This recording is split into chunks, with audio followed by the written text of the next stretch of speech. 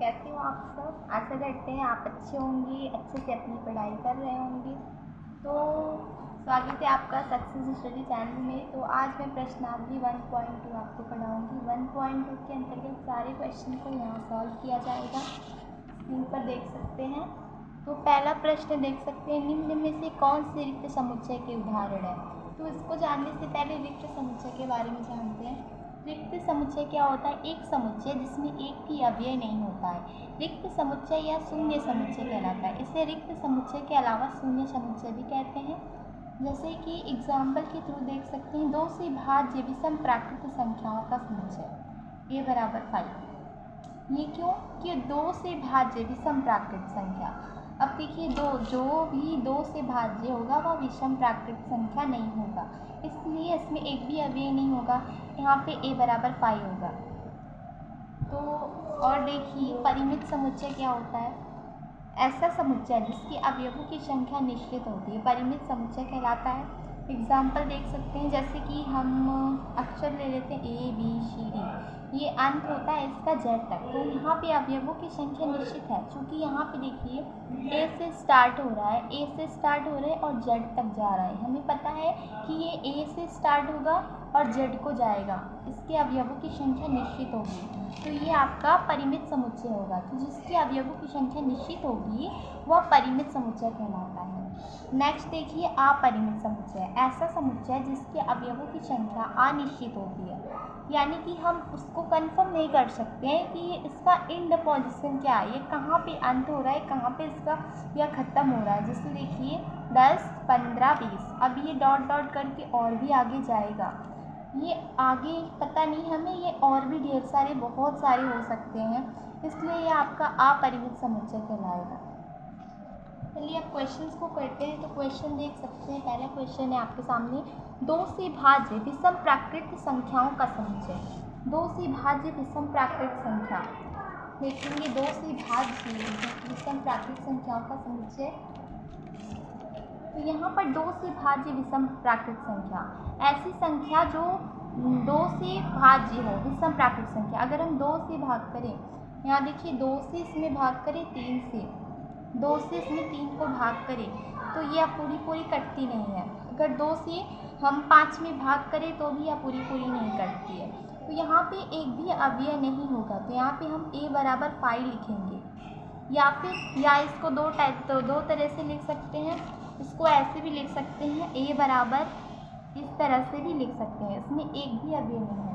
तो यहाँ पे आप क्या लिखिएगा? यहाँ पे लिखिएगा इस समुच्चय का एक भी अव्यय नहीं है, एक भी अवयव नहीं है।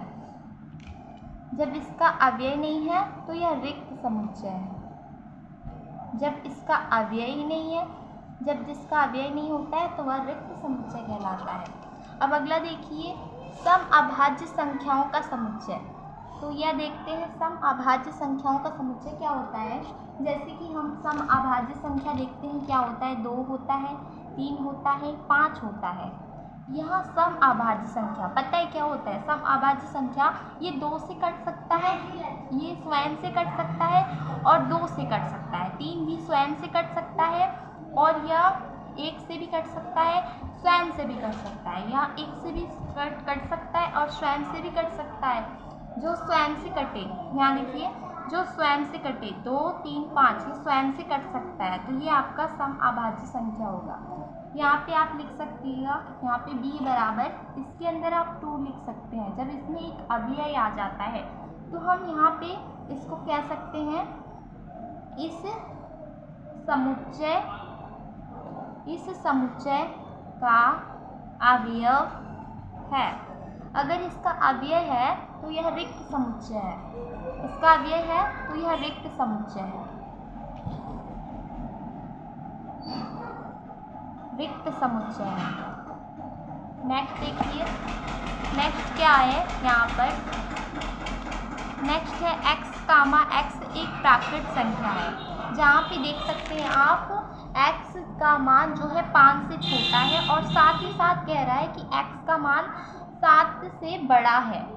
तो आप ये सोचिए कि जिसका मान 5 से छोटा होगा तो क्या 7 से बड़ा हो सकता है? वो 5 से छोटा है तो 7 से बड़ा नहीं हो सकता है। ठीक है, तो यहाँ इसमें एक भी अव्यय नहीं हुआ, तो हम यहाँ पे लिख सकते हैं a बराबर पाई। रिक्त समुच्चय, यहाँ पे लिखिएगा रिक्त समुच्चय नहीं है, रिक्त समुच्चय है।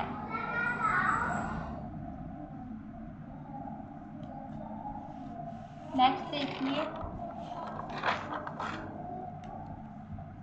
y, y किन्हीं भी दो समांतर रेखाओं का उभयनिष्ठ बिंदु है। तो ये आपके पास स्क्रीन पर दिख रहा है, y, y किन्हीं भी दो समांतर रेखाओं का उभयनिष्ठ बिंदु है। कि अब देखिए आप देखिए कि दो समांतर रेखा हम खींचते हैं, इस तरह से दो समांतर रेखा खींचते हैं, तो क्या ये आपस में उभयनिष्ठ होते हैं? एक दूसरे को काटेंगे नहीं, हम इसे बढ़ाते चल जाएंगे और ये बढ़ते चल जाएगा, लेकिन एक दूसरे को नहीं काट सकता। अगर यह एक दूसरे को नहीं काटेगा तो ये आपका क्या होगा? a बराबर पाई हो जाएगा, a बराबर पाई, इसमें एक भी अव्यय नहीं होगा। तो आप लिखेंगे यहाँ रिक्त समुच्चय है, यहाँ रिक्त समुच्चय है। अगला देखिए, निम्नलिखित समुच्चयों में कौन से परिमित है और कौन से अपरिमित है, ये हमें बताना है। जैसे कि पहला देख सकते हैं वर्ष के महीनों का समुच्चय। तो वर्ष के महीनों का समुच्चय देखते हैं क्या है। वर्ष के महीनों का समुच्चय, जैसे कि हम यहाँ पे लिख देते हैं a बराबर वर्ष के महीने, a बराबर जनवरी, a बराबर जनवरी,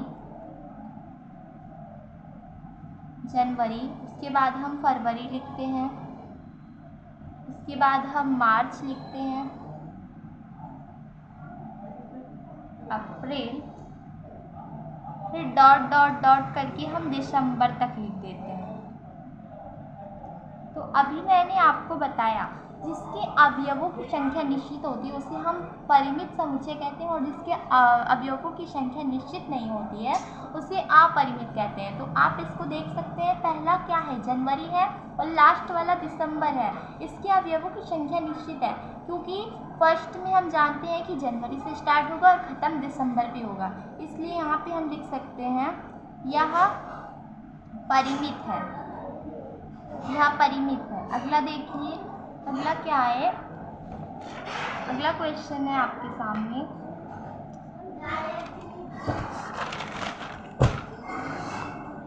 क्वेश्चन नंबर 2, 1, 2, 3 और डॉट डॉट करके अनंत तक दे दिया है। तो आप इसमें देख सकते हैं इसके अवयवों की संख्या निश्चित नहीं है, इसके अवयवों की संख्या निश्चित नहीं है, इसका अंतिम अवयव नहीं दिया है। यहाँ पे आप लिख सकते हैं कि इसका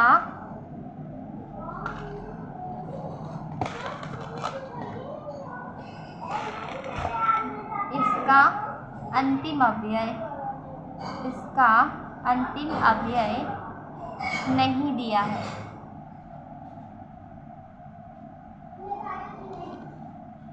यह अपरिमित है। और अभी हमने पढ़ा जिसके अवयवों की संख्या निश्चित नहीं होती है उसे हम अपरिमित कहते हैं, क्योंकि हम देख सकते हैं कि फर्स्ट में हमारे पास दिया हुआ है 1 है। देखिए फर्स्ट में 1 दिया है, लेकिन लास्ट वाला हम नहीं जानते कि लास्ट में है क्या, तो इसके अंतिम अवयव नहीं दिए हैं, इसलिए यह आपका क्या हो जाएगा? अपरिमित हो जाएगा। नेक्स्ट देखिए, नेक्स्ट है 1, 2, 3, 99, ऐसे डॉट डॉट करके 100 तक गया है। तो यहाँ पर हम लिख सकते हैं इसका अंतिम अवयव दिया है, इसका अंतिम अवयव दिया है। ठीक है, जब अभी हमने पढ़ा कि जिसके अवयवों की संख्या निश्चित होती है उसे परिमित कहते हैं। तो फर्स्ट वाला भी हम जानते हैं 1 है और लास्ट वाला 100 है, यानी 1 से शुरू हो रहा है और 100 पे ख़त्म हो रहा है। तो इसका अंतिम अवयव भी दिया है और पहला अवयव भी दिया है, तो ये आपका परिमित हो जाएगा। यह परिमित है, परिमित समुच्चय है। ठीक है, नेक्स्ट देखिए 100 से बड़े धन पूर्णांकों का समुच्चय। 100 से बड़े धन पूर्णांकों का समुच्चय देखते हैं। हम जानते हैं, मान लीजिए कोई समुच्चय ले लेते हैं D, डी बराबर लिख लेते हैं, 100 से बड़ा ढूंढ रहा है तो 101 हो जाएगा, 102 हो जाएगा, 103 हो जाएगा, डॉट डॉट करके और भी आगे तक जाएगा। तो और भी आगे जाएगा 104, 105, 106, 100 से बड़ा सारा तो धन पूर्णांक होगा, 100 से बड़ा होगा। तो हम जानते हैं कि 101 पे ख़त्म होगा, लेकिन इंड तो बहुत आगे जाएगा, इंड नहीं जानते कहाँ पे इंड होगा, बहुत आगे जाएगा। तो इसका अंतिम अव्यय नहीं दिया है, इसका अंतिम अव्यय